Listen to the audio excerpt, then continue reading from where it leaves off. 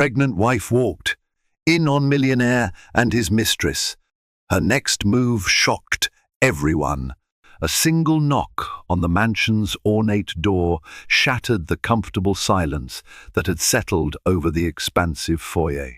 On the other side stood a pregnant woman, her trembling hand on her rounded belly, wondering whether to step inside the gilded cage that was once her dream home. She knew the man she loved was within these walls, her husband, a millionaire whose name was whispered in exclusive circles.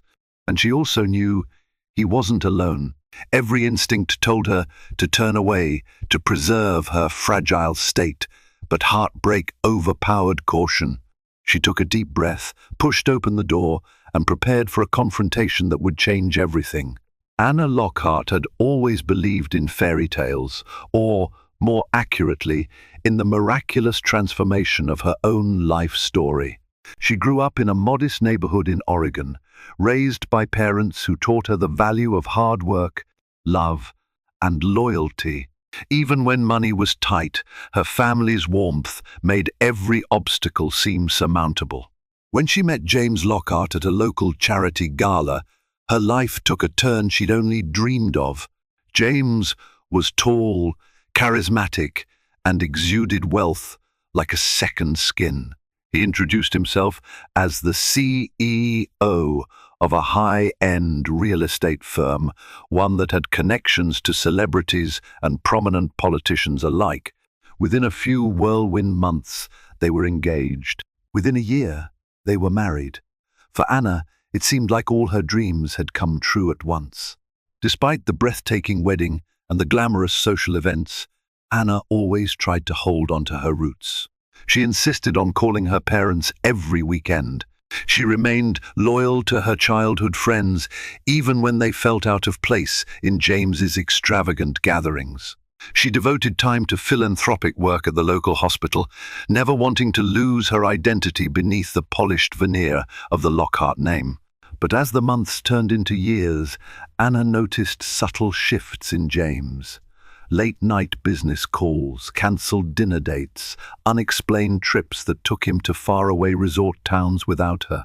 When she asked about it, he'd assure her everything was fine, that big deals needed handling and new opportunities kept popping up in distant places like Monaco or Lake Como. His voice was calm and persuasive, but the gnawing feeling in her gut grew stronger. The final straw came when, after discovering she was pregnant, Anna found herself alone more often than not. James should have been thrilled, showering her with attention, celebrating their upcoming addition. Instead, he seemed oddly distant, burying himself deeper in work or, as some whispered, in the arms of another woman. It was in that haze of suspicion and heartbreak that Anna decided she needed absolute proof. She heard rumors, half hints at country club luncheons, about a woman named Celeste, a name that made Anna's spine tighten. Apparently, Celeste was a younger, foreign heiress who had been seen on James's arm at social events Anna had never even heard about. With her pregnancy now in its third trimester, Anna's emotions were dangerously heightened. She found herself weaving between rage, desperation, and an unbreakable desire to know the truth. One sunny morning, Anna feigned a sudden appetite for orange marmalade from a specialty shop in the city. This small ruse gave her a cover to slip away from her usual routine. She climbed into her car, a sleek black SUV James had purchased for her safety, though she now wondered if it was more for appearances than genuine concern. She drove through congested streets until she reached one of James's newest real estate developments, a grand, modern mansion on the outskirts of town. The caretaker, recognizing her as James's wife, allowed her inside the property without question. The marble floors echoed beneath her sensible flats. Somewhere in this palatial house, Anna suspected James would be waiting and not alone. Her heart thundered as she made her way through silent corridors. Tension pulsed with each step, a knot in her throat growing with every moment that passed. With sweaty palms, she finally located a door at the end of a hallway. It was slightly ajar, a crack wide enough to see two silhouettes inside. Anna's breath caught in her chest. This was the moment she had dreaded, yet needed. She could hear hushed tones, the unmistakable murmur of intimacy. Summoning all her courage, she pushed the door open. The shock she had prepared for was nothing compared to the reality of witnessing her husband's betrayal. There stood James, shirt partly undone, leaning against a young woman with auburn hair and a coy smile. That woman, Celeste, was draped in a satin robe, the shimmering fabric highlighting her slim figure. The sound that escaped Anna's lips was neither a scream nor a cry, but something raw and wounded, something she had never heard herself make before, and it froze James and Celeste in their tracks. As Anna's eyes filled with tears, a swirl of anger overtook her. She pressed a protective hand against her growing belly. She felt the baby move, perhaps as startled as she was, and all the heartbreak condensed into a single moment of furious strength. Everything she had believed, everything she had trusted, now lay in shards at her feet. Her voice wavered as she whispered, "How could you do this to us?" That one question, fragile yet seething with betrayal, hung in the air, and in that moment, Anna realized her response to this colossal heartbreak would determine her future and her unborn child's. James jumped away from Celeste as though Anna's shattered expression had burned him. For a split second, Anna saw panic flicker in his eyes, quickly replaced by a mask of composure and expression. She recognized all too well from his business negotiations. He stammered something incoherent, casting quick glances between the two women, trapped in the crossfire of his own making. Meanwhile, Celeste's face took on a range of emotions. Initially, there was shock at being caught. Then, an almost imperious defiance spread across her features. She folded her arms and regarded Anna with thinly veiled disdain. If she felt any guilt for participating in the destruction of a marriage, she hid it beneath layers of smirking arrogance.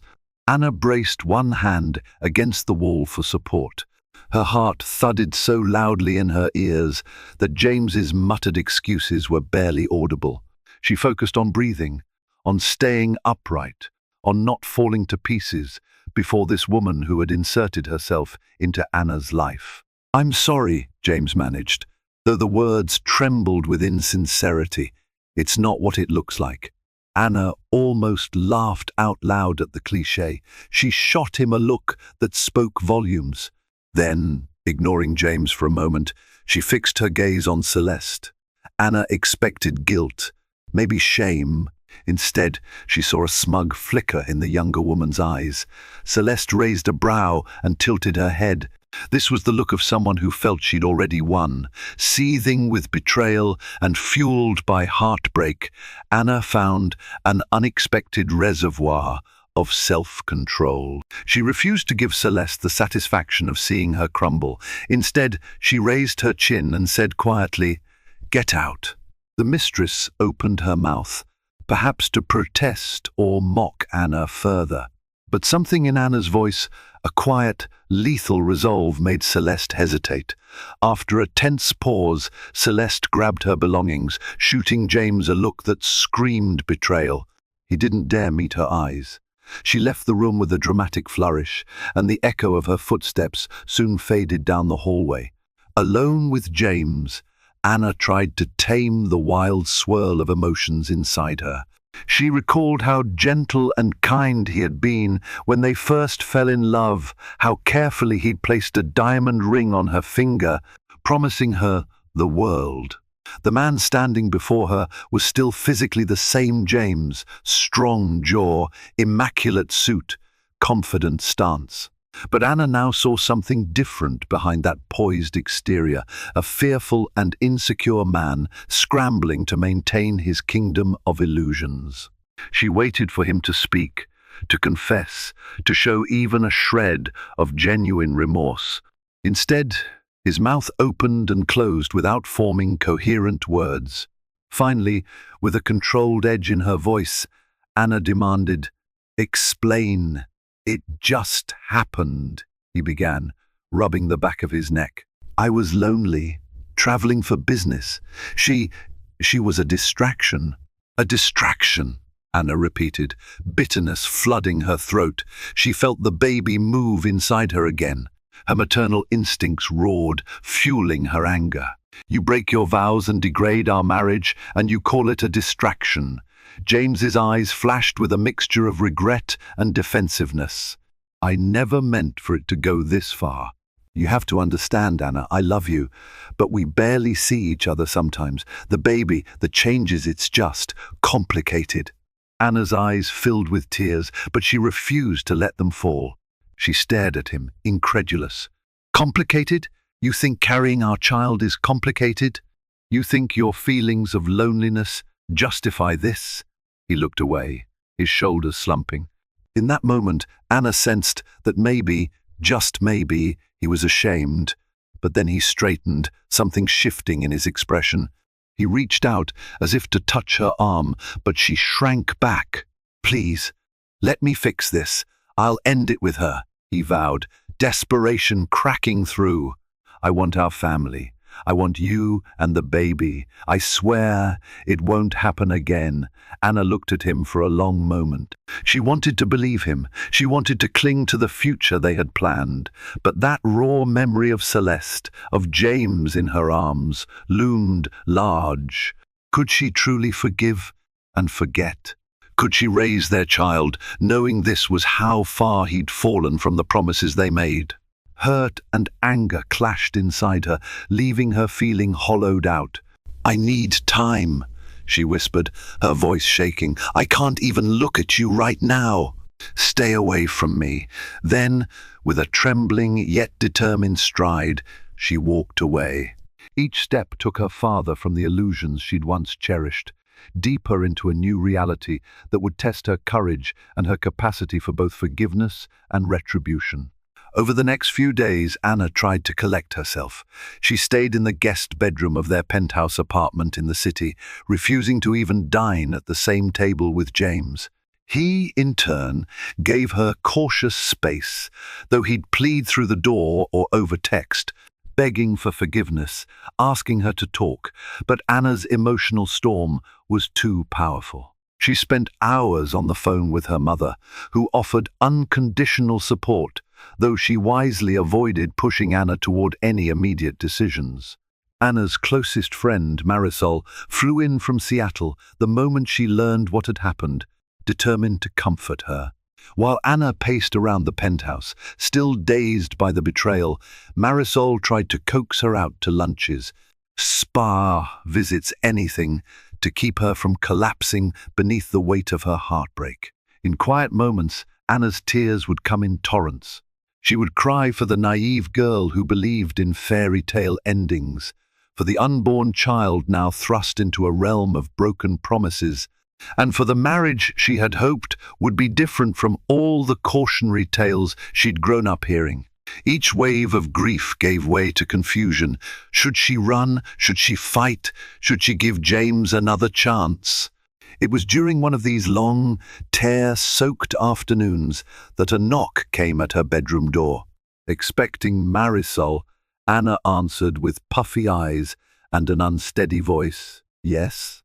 Instead of Marisol, she found Armando Cruz, James's trusted executive assistant. The tall, discreet man with salt and pepper hair had always treated Anna politely, albeit with a formal distance. He cleared his throat, clearly uncomfortable, intruding on such personal matters. "Miss S. Lockhart," he said respectfully, "I hope I'm not disturbing you. May I speak with you in private?" Anna blinked away tears and invited him to enter. Armando closed the door carefully behind him, as though aware that their conversation needed absolute secrecy. He seemed uncertain of how to begin, fiddling with the silver watch on his left wrist. "I've worked for Mr. Lockhart for 7 years," he began, his voice low. "I owe him my career, but I also respect you, ma'am. You've always been kind and genuine. I can't stand by and watch this situation unfold without offering some insights." A flicker of apprehension touched Anna's heart. She gestured for him to continue. Armando swallowed. "You must know your husband has many enemies in the business world. Some of them have been waiting for a reason to tear him down. This affair with Celeste, it isn't just a random fling." He paused, collecting his thoughts. "Celeste is the daughter of Lorenzo De Luca, a powerful magnate who has been trying to partner with Mr. Lockhart on several deals in Italy." Anna's brows knitted together. She knew James had done business in Europe, but the name De Luca was foreign to her.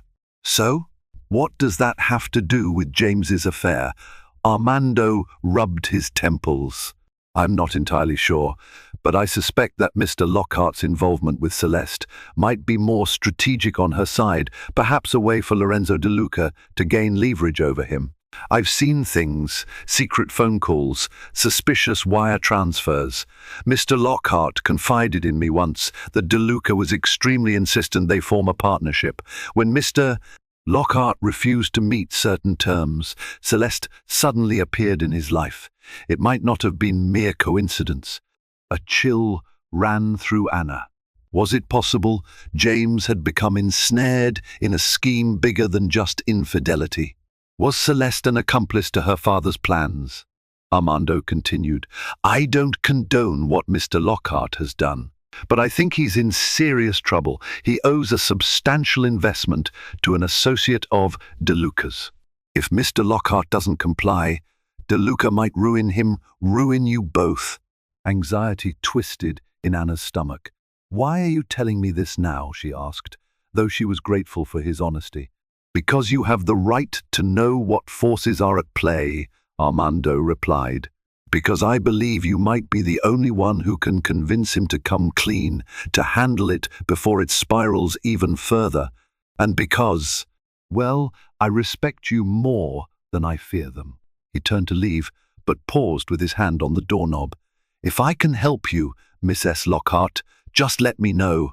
Then he quietly exited, leaving Anna standing there, heart pounding, mind whirling with this new information. She sank onto the bed, her tears momentarily forgotten, replaced by the shock of realizing that James's affair might not be just a personal betrayal. It could very well be part of a far more complicated web of power, blackmail, and high-stakes business rivalries. Where did that leave her and her unborn child? In the aftermath of Armando's disclosure, Anna found herself wrestling with conflicting emotions. On one hand, the betrayal of James's affair still cut deep. On the other, if Celeste's involvement was strategic, if there was a threat that reached beyond mere infidelity, then walking away might leave James vulnerable to even greater ruin. The idea of doing nothing, of letting him face that danger alone, wasn't something Anna could accept lightly, especially when it could also impact their child's future. Anxiety gnawed at her day and night. Sleep became elusive. She'd toss and turn, haunted by mental images of Celeste's triumphant smile and the possibility that James, despite his flaws, might be backed into a corner by dangerous people. During one particularly restless night, she rose from bed and wandered the penthouse until she found herself in James's study. The room held dozens of physical reminders of their marriage, framed pictures of them on trips to Bali, the gold-embossed wedding album they'd had custom-made, and baby shower invitations for the event scheduled just a few weeks away. The presence of these mementos felt suffocating, yet they also reminded Anna of the love she once believed was unshakable. She wasn't sure if that love still existed, but she knew it deserved a fair reckoning. Driven by a sense of urgency, she began rifling through James's desk drawers. She told herself it wasn't snooping if the house belonged to them both, if it was for the good of their family. In one drawer, she found routine paperwork, tax returns, and property deeds. In another, she discovered a black leather-bound notebook. Inside were meticulously scribbled notes, addresses, foreign bank account numbers, phone numbers with international codes. Her heart hammered. The numbers seemed to indicate large sums, transactions bigger than anything she'd expected, even knowing James's wealth. Some lines were underlined in red with the notation DL. Scrawled next to them, Lorenzo De Luca. Was James pouring money into De Luca's ventures, or was De Luca investing in James's? She flipped a few more pages and froze when she recognized Celeste's name. The note read simply, Celeste call terms, possible compromise, 5M. A swirl of questions assailed Anna's mind. $5 million? Terms for what? A hush money arrangement? A partnership deal? Or something even darker? Before she could delve further, a sudden shuffle of footsteps made her jump. She spun around to see James in the doorway, his expression a mixture of exhaustion and guarded curiosity. "Couldn't sleep," he said quietly, stepping into the study. He looked thinner, with dark circles under his eyes, like a man haunted by his own demons. Anna clutched the notebook to her chest. For a moment, they stared at each other, the silence thick with tension. Finally, she mustered a steady breath and spoke. "James, I know about De Luca. I know about the money, the suspicious calls. Armando told me some of it. And now," she held up the notebook, "I want answers." A flash of panic crossed James's face, but he quickly masked it. He closed the distance between them, lowering his voice. "You have to trust me. I'm handling it." "That's exactly the problem," Anna snapped. "I can't trust you not after what you did with Celeste. And your idea of handling it looks like it's sinking you deeper into quicksand. You need to tell me the truth. All of it." James hesitated. Anna could almost see the debate waging inside him, protect his pride and keep her in the dark, or finally confide in the one person who had stood by him through everything. With a defeated sigh, he sank into the leather chair by his desk. "I was stupid," he began, voice trembling. "It started out as a harmless flirtation. But Celeste isn't who she pretends to be. She's manipulative, cunning. Her father was pressuring me to accept a partnership that could have doubled my net worth. But his terms were unethical. I refused, and then Celeste showed up. She pursued me relentlessly. He swallowed, averting his gaze. "I made a mistake, and then she used it against me." He gestured to the notebook in Anna's hands. "That's a record of the money I've had to move around, bribes, hush payments, to keep her from going public with. Everything. If the media finds out, my reputation is ruined. Investors will back out. The scandal alone would cripple my company, and the child, our child, would be born into a storm of lawsuits and public disgrace." Anger simmered beneath Anna's skin. "So you tried to buy her silence?" "What choice did I have?" James exclaimed, his voice shaking. "I didn't want to lose everything, and I didn't want you to suffer. So I kept it a secret, trying to protect you." "Protect me?" Anna almost laughed at the absurdity. "You lied to me, betrayed me, and now you're hemorrhaging money to someone who doesn't care about anything but her father's business agenda. You've dragged us both into a dangerous situation, James." He dropped his head into his hands. "I know, and I'm sorry. I've been trapped, and I've been too proud to ask for help. I knew you'd leave me if you found out." The bitterness in her throat was nearly overwhelming. "And now that I have found out, what do you expect me to do? Just stand by your side while you throw money at the problem?" James looked up, desperation in his eyes. "I don't know. I just know I can't fix this alone. I need time, a plan, a way to break free from De Luca's clutches. Maybe I can talk to my board members, find new investors, something. But it might take months. And Celeste is threatening to go public any day now." A tense silence settled over them. Anna realized she was still clutching the notebook. She thought of the baby, the life stirring inside her. She remembered how it felt to walk in on James and Celeste, the pain burning like a hot brand across her heart. And yet, she also remembered the hopes she'd had for their family, for a future that was supposed to be so bright. With a steadying exhale, Anna met his gaze. "James, I'm not saying I forgive you.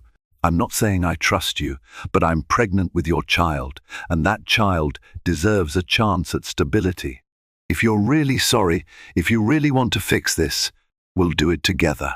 But no more lies, no more half-truths. One slip, and I'm gone." Tears glistened in James's eyes, relief mingled with shame. "Thank you," he whispered. "I swear I'll earn back your trust somehow." Anna nodded, feeling the weight of the decision press on her. It wasn't forgiveness, not yet. It was a tentative alliance, forged by necessity and bound by something that, despite the betrayal, still lingered between them. She turned to leave, but paused at the door. "Celeste thinks she's untouchable," Anna said quietly. "She's underestimating me, underestimating us. That might be her biggest mistake." She left the study then, heart pounding, mind racing with strategies she never thought she'd have to employ. It was a precarious path, but for the sake of her child's future, Anna would walk it no matter how dark it became. Days turned into weeks as Anna and James put on a united front, at least in public. At lavish business dinners, they arrived arm in arm, their strained smiles convincing outsiders that everything was fine. At home, they tiptoed around each other's wounds, James trying to prove his sincerity with small gestures, Anna wrestling with the emotional aftermath of her discovery. Celeste, true to her manipulative reputation, continued her silent intimidation. Whispers circulated at high-end gatherings, rumors that something explosive was brewing. Meanwhile, Anna busied herself with meticulously going through James's financial records, looking for a crack in Celeste's armor. Her pregnancy advanced, and with each passing day, her determination grew stronger. She was fiercely protective now, not just of her broken heart, but of the life she carried. One afternoon, while James was in a board meeting, Anna received an unexpected phone call. The number was unfamiliar, but curiosity got the better of her, and she answered. "Hello," she said softly. "Miss S. Lockhart." A female voice responded with a slight accent. "We haven't had the pleasure of speaking directly until now." Anna tensed. "Celeste." A light, condescending chuckle drifted through the receiver. "I see James has kept you informed. Very good. I wanted to discuss a little arrangement with you. You see, I've grown tired of these hush payments. They lack imagination. I'm thinking of a more permanent solution." Anna's grip tightened on the phone. "If you think you can threaten me—" "Threaten?" Celeste interrupted, feigning offense. "Oh, Mrs. Lockhart, I would never. I'm offering an opportunity. James has a property in Monaco that would serve my father's expansion nicely. We'd consider it a friendly gesture if you and James transferred ownership to us at a nominal price, of course." She paused, the silence crackling. "In return, I'll forget about that footage I have of James and me in a rather compromising position." Anna's stomach twisted in revulsion. "You're blackmailing us." "I prefer to call it a business transaction," Celeste said coolly. "Think about it. A quick transfer, a simple signature, and all of this goes away. Your child can be born in a loving, scandal-free environment. Isn't that what you want, Mrs. Lockhart?" Anna's mind raced. Monaco. The property was a luxurious condo that James occasionally rented out to wealthy clients. It was worth millions. Handing it over would be an enormous blow to James's finances. But if it ended the blackmail— "I'll speak to my husband," Anna said, her voice steady despite the turmoil inside her. "Please do. And don't take too long. Time is money, after all," Celeste purred, then ended the call. Anna sank into a chair, her heart pounding in her chest. She could almost imagine Celeste's triumphant smile. How sure she was that this would break Anna's resolve. But instead of cowering, Anna felt a spark of cunning ignite. Celeste was pushing for a property transfer. That meant Celeste and her father saw a need to accelerate their hold over James. Maybe their position wasn't as unassailable as it seemed. Maybe they needed that property more than they let on. When James returned, Anna recounted Celeste's proposition. He looked defeated at first, hands trembling. She has videos of us. That could destroy our reputation. Or we find another way, Anna countered, rubbing her belly absent-mindedly. Giving in to her blackmail now only opens the door to more demands later. I think we need leverage, something that can keep her and DeLuca at bay. James grimaced. I've tried. I have investigators digging into their background, but they're so well connected. It's nearly impossible. Anna reached for his hand, surprising both of them. Let me help. I have an idea. That night, Anna contacted her friend Marisol, who had a knack for gathering intel. Marisol, an investigative journalist by trade, had built a reputation on unearthing secrets the powerful preferred to keep hidden. If anyone could find a chink in DeLuca's armor, it was her. Over an encrypted messaging app, Anna explained the situation. Marisol didn't hesitate. She promised to discreetly investigate Celeste's family, focusing on their finances and any legal trouble they might have swept under the rug. In the meantime, Anna and James pretended to consider Celeste's demand. They even arranged a lavish dinner at a 5-star restaurant with Celeste under the guise of negotiation. The tension was palpable that evening. Anna wore her most confident expression, determined not to let Celeste see any vulnerability. Celeste, exuding smugness, sipped champagne, ignoring Anna's pregnancy entirely. James tried to maintain decorum. He proposed that they discuss the transfer terms in detail, playing along just enough to buy time. Celeste seemed pleased, though she kept glancing at Anna as if searching for a crack in the armor. Anna remained composed, forcing herself to meet Celeste's gaze without flinching. After dinner, Celeste left with a cryptic smile, reminding them that the clock was ticking. In the car ride home, James and Anna sat in silence, the tension thick. Yet beneath the quiet, a nascent sense of teamwork pulsed, an understanding that they were locked in a battle for their future, and they needed each other to win it. Late that night, Marisol sent a message. She had discovered something interesting, a Swiss bank account tied to Lorenzo DeLuca with suspicious transactions that looked like funds diverted from questionable sources. A scandal of that nature could topple DeLuca's empire if exposed. It was exactly the kind of leverage Anna had hoped for. "We have a lead," Anna whispered to James, showing him Marisol's message.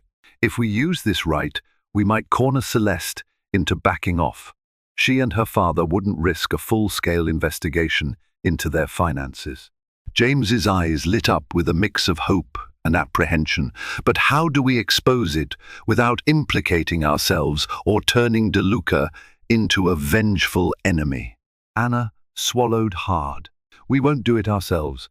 We leak the information to an independent source, maybe an investigative news outlet. We make sure Celeste knows we have proof and can give it to them at any time. As long as we hold that power, she can't force us into anything." James rubbed his temples. "This is so far beyond anything I ever wanted." Anna placed a hand on his shoulder. "Infidelity, blackmail, corporate espionage, none of this is what I wanted either. But we have to end it, James, for our child's sake." He nodded, defeat etched into the lines of his face. "Let's do it." With that fragile alliance sealed, they embarked on a perilous game of cat and mouse, one that would demand every ounce of courage and cunning Anna possessed. If they miscalculated, Celeste and DeLuca would strike mercilessly, and the fallout could ruin them both. But if they succeeded, Anna might reclaim not just her future, but her dignity. Under Marisol's guidance, Anna and James crafted a carefully worded letter, accompanied by select documents that hinted at the DeLuca family's financial misdeeds, just enough to prove they had real evidence without giving away their entire trove. They arranged for an anonymous courier to deliver the letter directly to Celeste's private residence late one evening. The night of the courier's dispatch, Anna sat by the window in the penthouse, watching the city lights flicker below. She could hardly believe the precarious situation she found herself in, coordinating a covert operation to confront her husband's mistress with evidence of high-profile corruption. Yet her heart beat with a sense of purpose. For the first time since she walked in on James's betrayal, Anna felt some semblance of control. Her phone buzzed. It was Marisol, confirming that the letter had been delivered and received. Anna inhaled deeply, bracing herself. If Celeste reacted in rage, they might face immediate retaliation. If Celeste decided to negotiate, that would mean they'd gain the upper hand. Hours passed with no response. James paced the living room, gnawing at his thumbnail, a habit Anna had never seen him display before. She realized, with a pang, how severely the stress was wearing on him. Near midnight, Anna's phone finally rang. The caller ID showed an unknown number. She answered on speaker, so James could listen. A breathy, tense voice filled the line. "I see you've been busy, Miss S." Lockhart. Celeste. The usual smugness had vanished, replaced by a brittle edge. Anna summoned her steeliest tone. "Busy protecting my family." There was a short, simmering silence. "Your little package was quite a shock," Celeste finally said. "For someone so, shall we say, domesticated, you certainly have sharp claws." Anna refused to be baited. "I'm glad to hear you're impressed. Let's keep this simple, Celeste. We have evidence that can launch an investigation into your father's finances. If that happens, I doubt you'd escape scrutiny either." "You'd ruin us both," Celeste shot back, her voice pitched with anger. "I have tapes of James' things that would tarnish the Lockhart name forever." "You sure you want to escalate?" Anna felt James flinch beside her, but she stayed calm. "If you release those tapes, we'll send all the documents to the authorities, and to every major news outlet worldwide. Think about your father's empire, Celeste. Think about what he'll do if he learns you provoked the downfall of his entire operation." Celeste sucked in a sharp breath. Anna imagined the wheels turning in the mistress's mind, calculating the risks. Another tense pause. Finally, Celeste exhaled, a resigned hiss. "You've grown more formidable than I expected, Mrs. Lockhart. The first underestimated you." Anna let the silence hang, waiting for Celeste to capitulate. James's hand found hers, squeezing. She felt a slight tremor in his grip. They were both on the edge, hearts pounding, praying this gamble would work. "You want out," Celeste said, her tone flat. "No more blackmail, no property transfer, no hush payments." "Fine. I'll handle my father, but if you so much as hint at releasing that evidence, I won't hesitate to torch whatever's left of your precious marriage." Anna nodded, though Celeste couldn't see her. "Deal. You leave us alone for good, and those documents never see the light of day." Celeste gave a humorless chuckle. "Consider it done. You've won this round, Mrs. Lockhart, but watch your back. You're playing in a league far beyond your depth." The line went dead. Anna and James remained still for a long moment, letting the tension seep out of their bodies. Then they turned to each other, a wave of relief mingling with disbelief. It seemed they had, at least temporarily, neutralized Celeste's threat, but triumph was short-lived. Anna knew Celeste's parting words were more than idle bravado. The DeLucas wouldn't forget this. They might back off publicly, but covertly they could still seek revenge.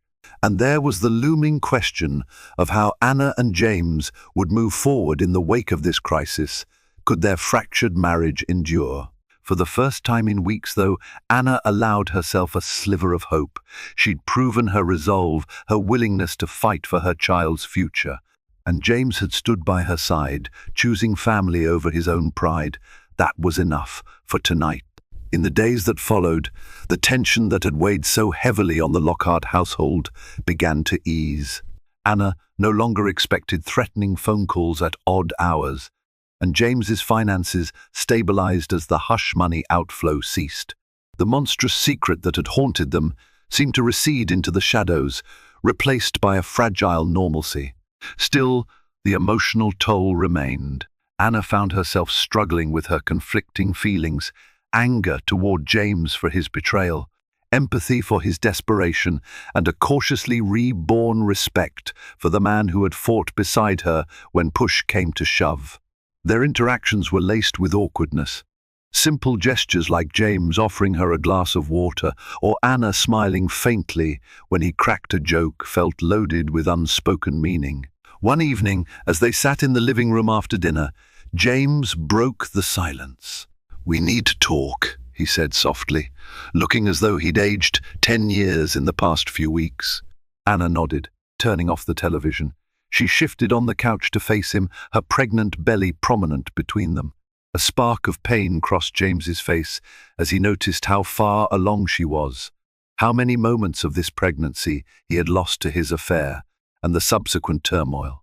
"I have to ask," Anna began, "now that the crisis with Celeste is under control, what do you want from me, James? Do you actually want to be in this marriage, or did you just not want a scandal?" James inhaled, steadying himself. "I deserve that question. Truthfully, I still love you, Anna. I know it might sound hollow after everything, but I do. I never stopped.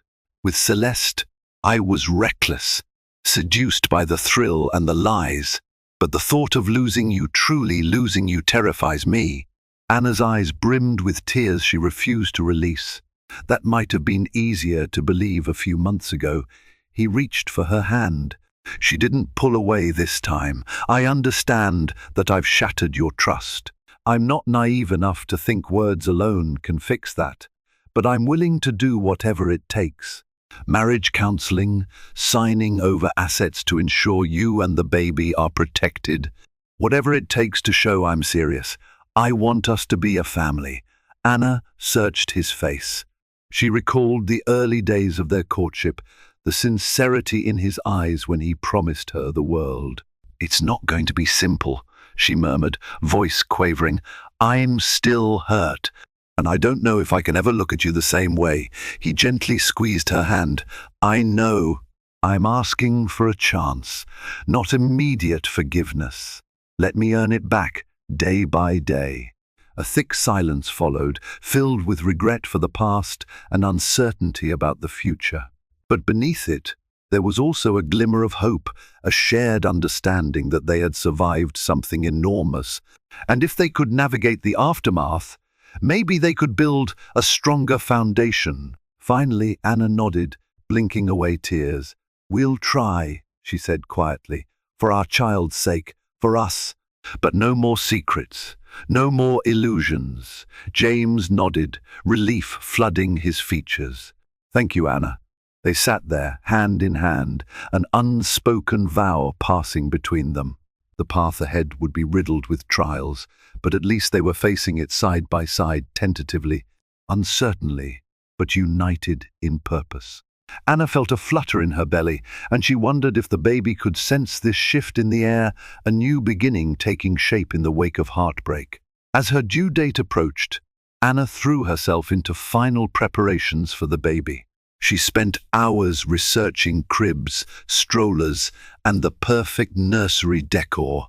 Yet every time she passed a mirror, she saw the shadows under her eyes, a constant reminder of the emotional burden she still carried. She couldn't ignore how dramatically her life had changed in such a short time. One afternoon she ventured to her favorite cafe for a decaffeinated latte, only to hear hushed whispers from two women at a nearby table. She caught fragments: "Mistress," "scandal," "lucky she's not divorced." The words cut deep, even as Anna pretended not to notice. The rumors had circulated more widely than she'd hoped. It was a stark reminder that even if Celeste's direct threat was neutralized, people still gossiped. Determined to reclaim her sense of self, Anna decided to confide in an unlikely source, Michelle Donovan, a well-known therapist who specialized in couples recovering from infidelity. Michelle was discreet, recommended by someone Anna trusted, and so, with a mix of trepidation and resolve, Anna scheduled a session. When she arrived at Michelle's office, a quiet, tastefully decorated space, she felt a lump in her throat. She sank into a plush chair, her swollen belly making it difficult to find a comfortable position. Michelle offered a gentle smile. "I understand you've been through a lot. What do you hope to gain from our time together?" Anna let out a shaky breath. "Clarity, mostly. I'm torn between the love and betrayal I feel. Part of me wants to believe James can change, that we can heal. Another part wants to never trust him again." Michelle nodded. "Infidelity can fracture a relationship deeply, but healing is possible if both partners commit to honesty, empathy, and addressing the root issues that led to the betrayal." They spoke for nearly an hour, Anna pouring out her story in halting detail. She admitted her fury, her heartbreak, her lingering doubts about James's true motives. She also recognized how the crisis with Celeste had forced them to cooperate, revealing James's willingness to protect her when it truly mattered. By the end of the session, Anna felt a small weight lift from her chest. She left with practical advice: set firm boundaries, demand transparency, and give herself permission to be angry, to grieve. If James truly wanted to change, he would respect her need for time and healing. Later that night, when Anna told James about the therapy session, he surprised her by asking if he could join the next one. The sincerity in his eyes momentarily melted her defenses. She agreed, but with caution. As much as she wanted the father of her child by her side, she couldn't ignore the voice that warned. Once broken, trust is never the same. It took several joint therapy sessions before Anna noticed tangible shifts in James. He admitted to the flaws in his character that made him seek validation outside their marriage. He spoke openly about the pressures he faced in his business empire, the insecurities he felt about becoming a father. Anna, in turn, shared her own vulnerabilities, fear of inadequacy, the isolation she felt in high society circles, and the longing she had for genuine emotional connection. Each session was emotionally draining but also cathartic. They were forced to communicate in ways they never had before, to confront uncomfortable truths that had been simmering beneath the surface. The intangible gap between them began to slowly shrink. Outside therapy, James made visible efforts to be present for Anna. He accompanied her to prenatal checkups, asked questions about the baby's health, and even signed them up for parenting classes. Anna still carried a kernel of distrust, but she allowed herself to acknowledge his efforts. Step by step, they built a fragile bridge over the chasm Celeste had created. Meanwhile, the spectre of Celeste and her father lurked in the background. While there were no direct threats, Anna remained vigilant. She kept in regular contact with Marisol, who monitored any public records that might hint at the De Luca family seeking revenge. So far, there was nothing. It appeared Celeste had honored their truce, likely under pressure from her father, to avoid a scandal that could expose his finances. One evening, as Anna lounged on the couch, massaging her sore feet, James approached with a small velvet box. Her stomach fluttered with apprehension. Gifts, especially expensive ones, had been his go-to method of appeasement in the past. She started to object, but he spoke first. "It's not jewelry," he said, opening the box to reveal a simple, hand-carved wooden figurine of a mother cradling her child. "I commissioned it from a local artisan. It reminded me of you, gentle, protective, strong." Anna felt tears gather in her eyes. She carefully took the figurine in her hands. There was no flashy diamond, no brand label, just a heartfelt token that spoke volumes. "Thank you," she whispered, touched by his thoughtfulness. James settled beside her. I'm trying, Anna. I know it'll take more than gestures like this to rebuild what I broke, but I want you to know I see you. I see the strength and love you give every day. She looked at him then, recalling all the highs and lows of their relationship. The betrayal still stung, yet in moments like this, she glimpsed the man she once fell for, the man she hoped he could be again. She reached out, gently squeezing his hand. I see you too, she said, her voice tinged with cautious warmth. I just need time. His fingers intertwined with hers. I'll give you all the time you need. And for the first time in what felt like ages, Anna allowed herself a small, genuine smile. The weeks leading up to Anna's due date were a whirlwind of final doctor visits, nursery preparations, and a renewed closeness between Anna and James. They attended their last therapy session before the baby's arrival, and Michelle gave them a parting reminder: healing is a journey, not a destination. Keep communicating, keep being vulnerable. Respect each other's pain. On a warm evening in late spring, Anna felt the first pangs of labor. Fear and excitement clashed within her.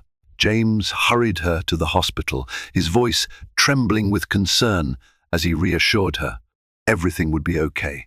During labor, he stayed by her side, his hand never leaving hers. There were moments when the pain threatened to overwhelm her, and she clung to his presence like a lifeline. Finally, after hours of tense anticipation, the cries of a newborn baby filled the hospital room. A flurry of emotion seized Anna as the nurse placed a tiny, squirming infant in her arms. In that instant, all the months of betrayal, blackmail, and heartbreak fell away, overshadowed by the miracle of life cradled against her chest. James's eyes shone with tears. He leaned in to kiss Anna's forehead, then peered into the face of his daughter, delicate, perfect, and wholly reliant on them. The magnitude of responsibility and love struck him like a tidal wave. He understood, in that moment, the gravity of nearly losing everything to his own failings. Anna, exhausted but blissful, marveled at the tiny fingers grasping hers. The child, a symbol of hope and new beginnings, had arrived precisely when Anna needed a reminder that life could persevere through even the darkest storms. In the months following their daughter's birth, Anna and James navigated sleepless nights, diaper changes, and the endless learning curve of first-time parenthood. It was a humbling process that stripped away their pretenses. When Anna struggled with midnight feedings, James was there with a blanket and a soft lullaby. When James felt overwhelmed by a business issue, Anna would gently place their sleeping baby in his arms, grounding him in what truly mattered. They continued therapy intermittently, committed to rebuilding trust, step by step. James took a more transparent approach to his business dealings, involving Anna in key decisions, particularly those that could impact their family's future. He severed ties with shady investors and focused on ethical, sustainable growth. The Lockhart name, once poised on the edge of scandal, began to recover as well. Their crisis with Celeste faded into hushed gossip, overshadowed by positive stories about charitable contributions and new philanthropic efforts championed by Anna. As for Celeste, no more threats emerged. Through their network, Anna heard that Celeste had retreated to Europe, possibly under pressure from her father to lay low. The DeLuca empire showed no public signs of collapsing, but rumor had it they were taking steps to clean up their finances. Whether from fear of exposure or genuine change, it didn't matter to Anna. She had no intention of using the evidence unless pushed. Peace, however tentative, was enough. Anna and James found a delicate rhythm in their relationship. Laughter returned in small doses, accompanied by shared responsibilities that strengthened their bond in ways lavish dinners never could. There were no illusions about perfection. Painful memories still lingered, and trust required constant nurturing. But every time Anna saw James tenderly holding their daughter, she remembered why she had chosen to fight for this family. On their daughter's first birthday, they held a small celebration at home. Close friends and family gathered, including Anna's parents, who beamed at the miracle of their granddaughter. Marisol made a surprise visit, bringing a handmade scrapbook documenting the baby's first year. Armando, James's assistant, stopped by with a thoughtful gift, a silver rattle engraved with the baby's initials. His loyalty had remained steadfast, and Anna secretly hoped James would reward him with a well-earned promotion one day. As the adults chatted and the baby explored her pile of new toys, Anna caught James's eye across the room. He offered her a tentative, genuine smile. In that moment, the walls between them seemed to melt away. She smiled back, cradling their daughter in her arms. The hush of contentment settled over her, like the soft warmth of a summer dusk. Life, they discovered, doesn't revert to what it was before betrayal. But it can become something else, something forged from pain, tempered by resilience, and guided by hope. Anna Lockhart, once naive in her belief in fairy tale perfection, now understood the beauty and fragility of real love. It wasn't flawless or easy. It required grit, courage, and a willingness to face the darkness head-on, and in that complexity, she found a deeper sense of fulfillment than any fairy tale could ever provide. She pressed a gentle kiss to her daughter's forehead, and in that single act, affirmed the path she had taken. Through heartbreak and betrayal, blackmail and danger, she had chosen to stand firm, chosen to seek redemption rather than simple revenge. And as she gazed at James, softly rocking their little girl, Anna realized that, in all its imperfection, this was the life she wanted. A life marked by lessons learned, love reborn, and a future reclaimed against all odds. This story reminds us that sometimes the very thing meant to shatter us becomes the catalyst for growth. A pregnant wife, blindsided by infidelity, found an inner strength she never knew she possessed, standing up not only to her unfaithful husband, but to powerful adversaries who tried to exploit her vulnerability. In facing betrayal, she discovered a new depth of resolve that transformed her tragedy into a defining moment for her entire family. If you enjoyed journeying with Anna as she fought for love, confronted deception, and reclaimed her future, don't forget to show your support. Hit that like button, share this video with someone who might be inspired by her resilience, and subscribe to our channel for more real-life drama stories. Your engagement helps us continue bringing you compelling tales of courage, heartbreak, and hope. Together, let's keep exploring life's most dramatic turning points.